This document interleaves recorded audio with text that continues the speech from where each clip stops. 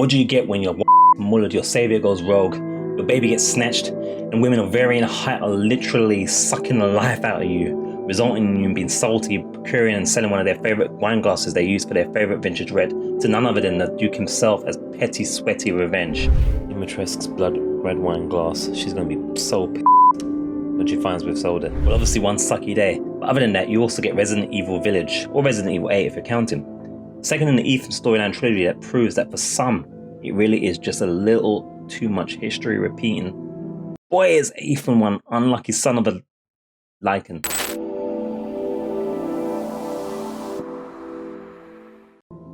Are the five houses of playing livingly challenged village, perusing the wares of the shoelessly challenged Duke, and taking in some of the 5-star ray trace manner service of the heightenedly challenged Lady Dimitrescu.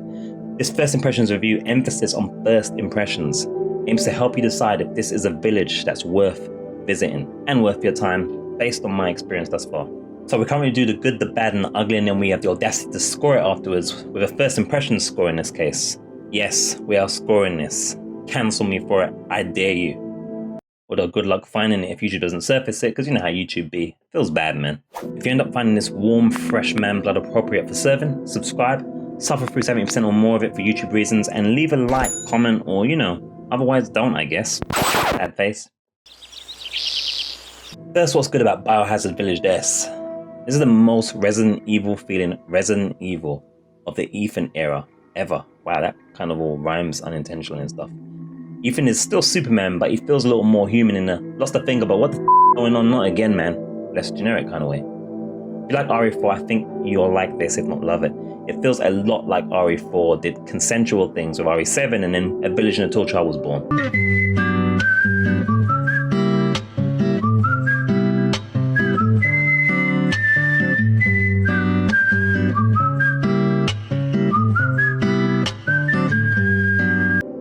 The visuals are dope, really nice ray tracing and atmospheric. From the beginning, it builds much immersion. That's what ray tracing is about, immersion.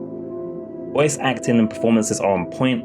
I'm feeling these characters in mysterious ways, which is kind of making me a little bit concerned.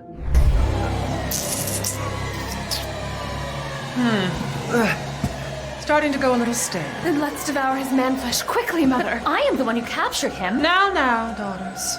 First, I must inform Mother Miranda. Combat and set pieces are tense, as you probably would expect. How do I get out of here? How do I get out of here? I've changed my mind.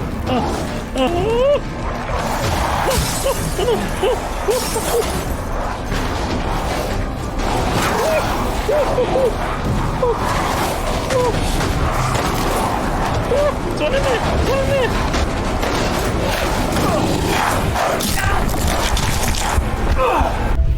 The lore and the visual audio nods to previous entries in the series are from the beginning and throughout the game. It's fantastic, and it's something that was lacking in RE7 until more near enough the end. By the way, what are you buying? Just something an old friend of mine used to say. As always, great sound, music, befitting of the setting. As I get younger and younger though, I find myself appreciating the open area game more so than the bloated open world game, and this is the former.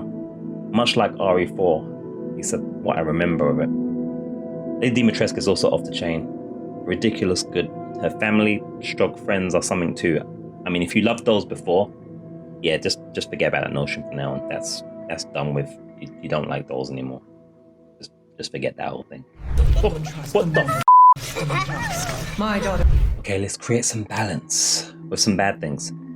Maybe a little bit too combat heavy for some. I don't mind it thus far, but still might be an issue for some people who want a slower paced classic RE bullet conservation style game versus the more action oriented fight upgrades path trend that RE4 started all them years ago.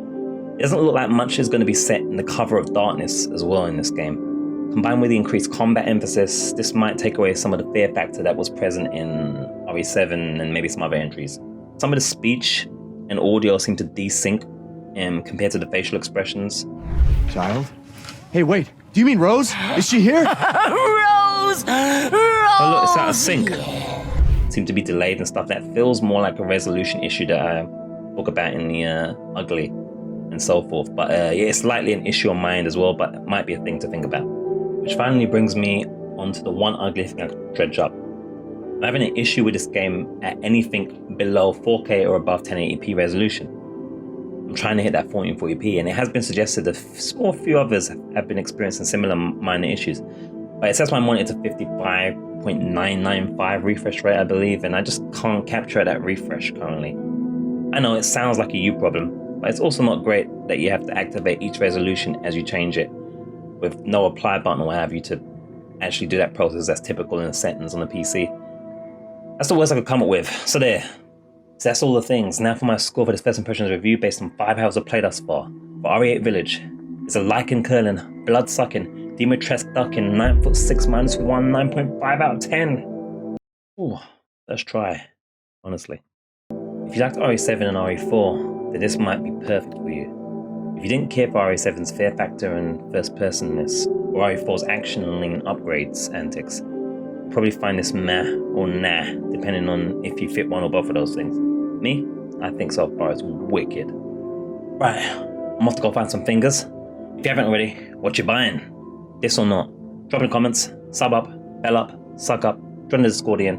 Check out the might be already updated, but probably isn't because of time, www.theinterested.tv, and watch some more stuff here.